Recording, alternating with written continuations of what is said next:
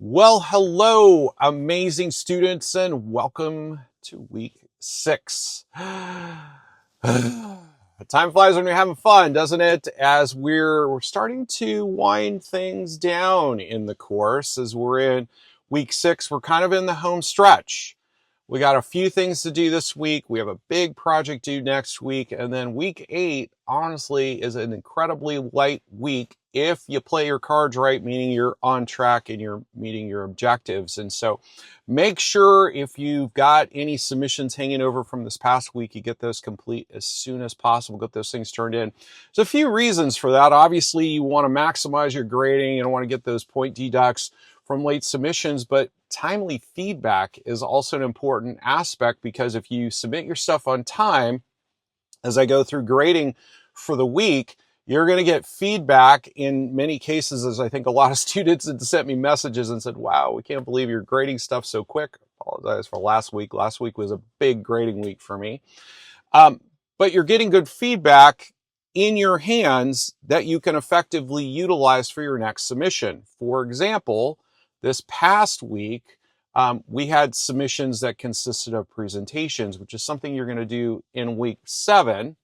And so now you've got your feedback, you can implement those changes and suggestions and have something that's going to help you. You'll get your feedback in a couple of days. Now, if you're not complete and you're not completing this past week's submission until late in the week, Saturday or Sunday, I'm not going to be able to grade this until week 7 when you're working on the stuff that you need to take that feedback to make it better. Is that all making sense, gang? So get your stuff turned in on time for a few different reasons, among which is getting that more timely feedback. I'm just being honest with you. When you submit something at 7 o'clock at night a week late on Sunday, I'm not going to be able to get to it for a few days. And so you're going to have delayed feedback there. So I'll get off that soapbox now. So nonetheless, I wanted to touch base with you all in terms of time management. And that's really important. As you see in a lot of my announcements, I talk about little tips and interventions, and students say all the time, wow, he just really pushes us to get things turned in on time. It's honestly because I want you all to be successful, not just in this class, not just in this program, but in life, gang. If you're able to effectively manage your time well and complete projects and tasks towards completing your goals, you can apply the same logic to everything you're doing in your life. Completing these milestones towards a goal, not just milestones in the class, but you're completing milestones on a regular basis to achieve your goals, you're certainly going to have a lot more productivity in your life, as opposed to just saying, well, I'd like to do these things, but I don't have time. I can assure you, you all have much more time in your life than you acknowledge. But there's a lot of things that you got to do throughout the week in order to be successful. I get that. I understand that. But manage your time better. Take a look at things that are working. Take a look at the things that are not working. If you were struggling to meet submission deadlines this past week, or maybe it's been several weeks. We see this often where students kind of fall in that category where they're not just behind in one week, but they're frequently behind throughout the class. If that's you and you're frequently behind in every class, take a look at what's going on in your life. What has gotten in the way of you meeting your goals? What is working and what is not working?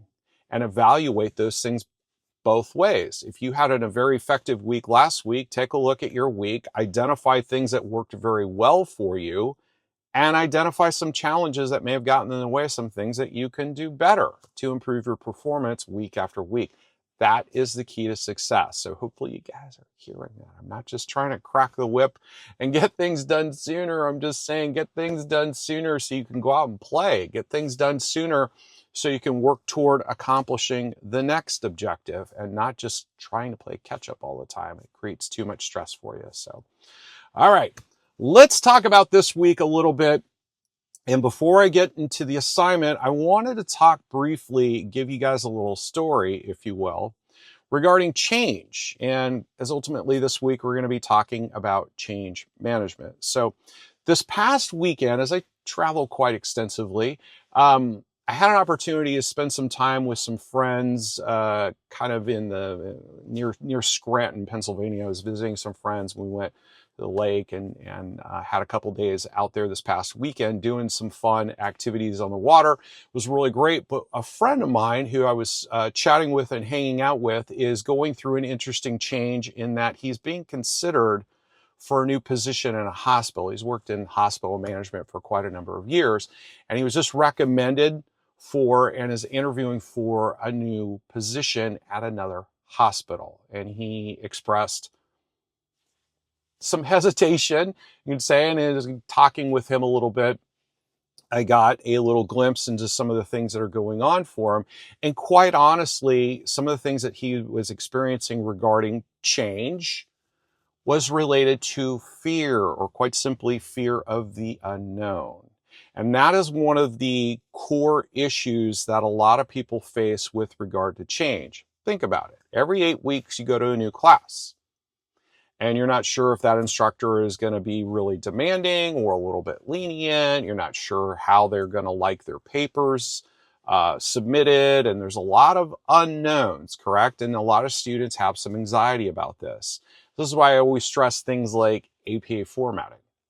If you can nail APA formatting and you understand the basics, that is not something you have to worry about in any class, because if everything's formatted in APA formatting, it's the same rules for every class.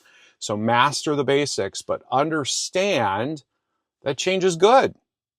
Change is good. Repeat after me. Change is good. As a lot of people fear change, one of the biggest challenges that they fear, one of the biggest obstacles, is that fear of the unknown. So although there are some unknown factors out there, unknown things going on, you always have some good stuff to look forward to, right? It's a tremendous opportunity to learn and grow. There's always something new in front of you, and that's exciting if you choose to be that way. So I think, as a number of students have shared, my expertise when it comes to organizational stuff is often more on the training and coaching side. Although I'm pretty good at reading company reports and interpreting data, I usually, after we line stuff up and finalize a project, I'm usually the guy that's doing the training and the coaching. So nonetheless, let's transition this week and talk about some of the things that we've got going on in the class. And I wanted to talk quickly about the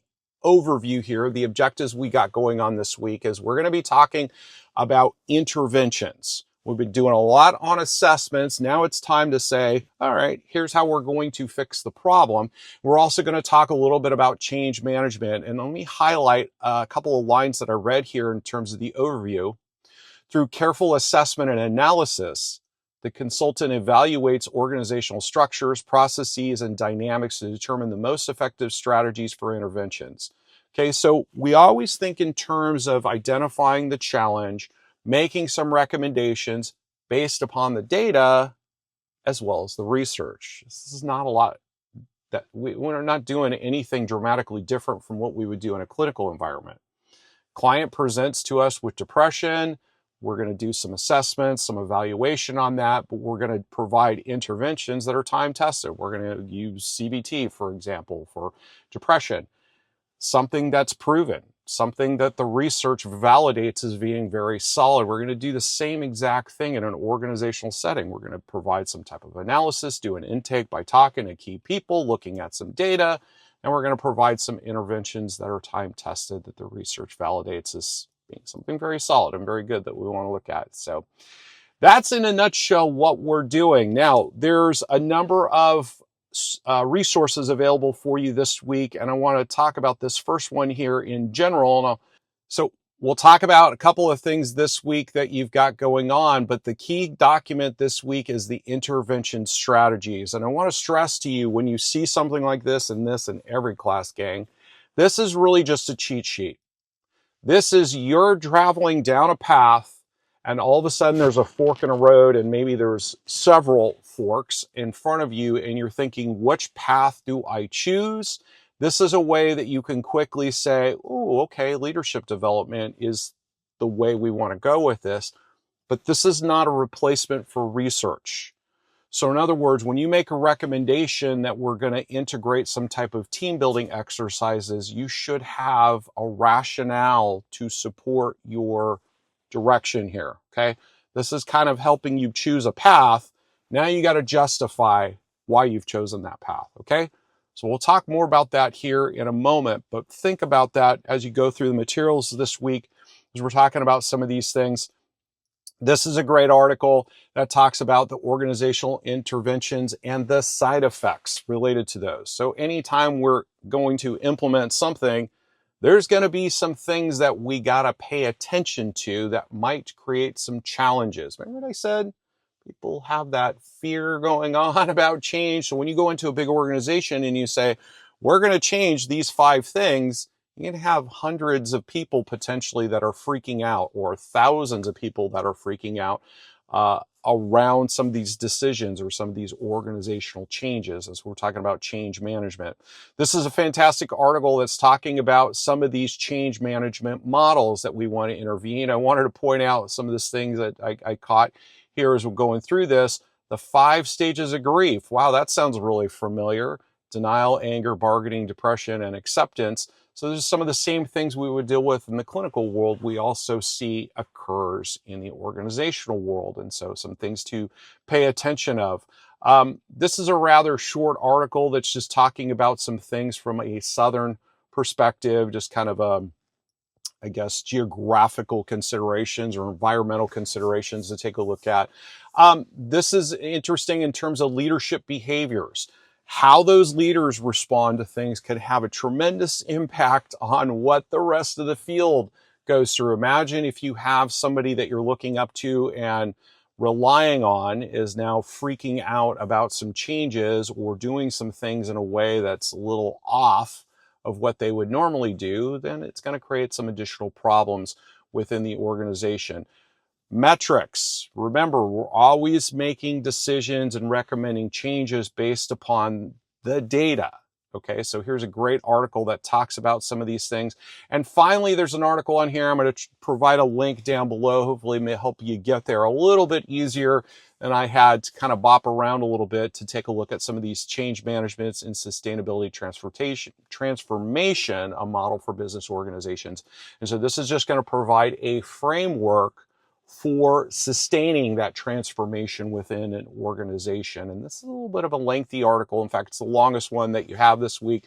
Make sure you read through this information because it's going to help you greatly in terms of making recommendations and some things to consider, especially as we're talking about the assignments this week. And so 2 assignments this week, or 2 submissions, if you will, this week. The first of which being a discussion.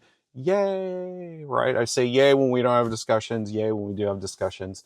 So again, depending on how you look at it, but nonetheless, we do have a discussion this week, so make sure and plan accordingly. You all know that this is due no later than Thursday night, but again, as always, I strongly recommend working on this, get this done no later than Wednesday night, as well as completing your replies, mainly so you can get this stuff off your plate, focus on the assignment, some bigger projects that you have going on. So you're going to bring to mind a situation from your past experience, describe what was going on in terms of change or change that was implemented within an organization that you worked with, a team, something that you were doing. Talk about the change model that was implemented, if there was one, and most likely there was. Okay, so don't be like, oh, there was no change model. There probably was.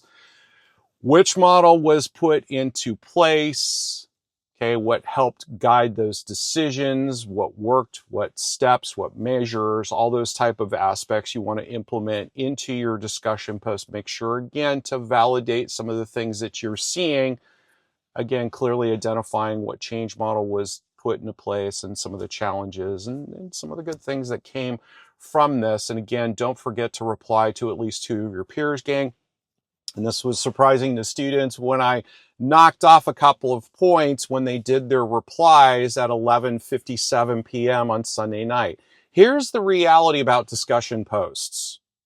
We're active on the discussion board up until, late at night on Sunday, and then that's it. We cut and run, right? We move on to the next task. So if you're writing replies at 11:47 p.m. on Sunday night, nobody is going to be reading that stuff, gang. So nobody's going to see it except me when I'm grading. So always think in terms of interactions on the discussion board that will help you to interact with your colleagues. So, right, your main post by Wednesday night, come back on Thursday, do your replies, and move on, right? It's that simple. And then people have an opportunity to read your stuff and reply to that as well. So it's all about staying on top, right? Getting things done sooner as opposed to later. Lastly is the assignment this week. And the assignment this week, when you take a look at it on the surface, is not going to look very challenging. When you download the template, you might think to yourself, oh, okay, well, this is not going to take too long. Don't put this off until the last minute, gang, because there's a couple little twists involved in this. And that is you're going to have 10 different scenarios in which it's going to ask you to provide some type of intervention strategy. Now, remember, we got our cheat sheet, right? This provides a number of different strategies that you're going to implement. This is going to help you decide which strategy to use.